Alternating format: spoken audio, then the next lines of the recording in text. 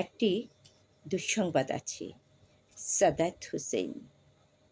একটি দুঃসংবাদ আছে, যারা আমাকে ভেঙে চুরে টুকরো কাচের মতো ছড়িয়ে দিতে চেয়েছিল, তাদের জন্য।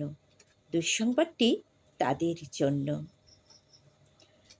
যারা ভেবেছিল আমি হোঁচট খেয়ে পড়ে গেলে আর কখনো উঠে দাঁড়াতে পারবো না, মুখ থুবড়ে পড়ে থাকবো গা কিনকিনি কাদায়। আমাকে ছিঁড়ে কাগজের মতো কুচি কুচি করে হাওয়ায় ভাসিয়ে দিলে আমি হারিয়ে যাব দিকশূন্যপুর।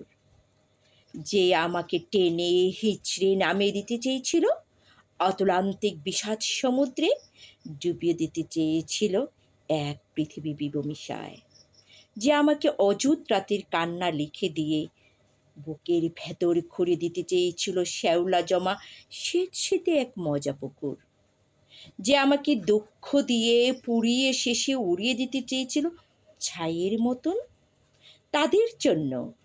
তাদের জন্য একটি দুঃসংবাদ আছে।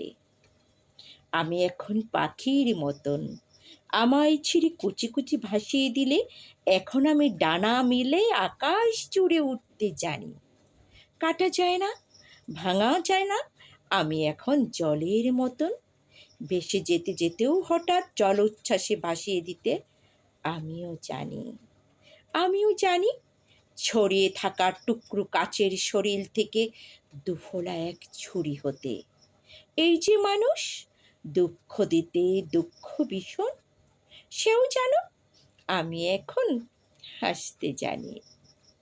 শ্যাওলা জমা পুকুর জুড়ে আমি এখন রোদের মতো ভাসতে জানি।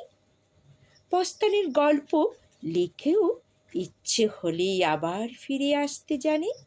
আমি এখন পুড়ে যাওয়া ছাইয়ের ভেতর জেগে ওঠা ফিনিক্স পাখি। আমি এখন মৃত্যু মেরে বাঁচতে জানি।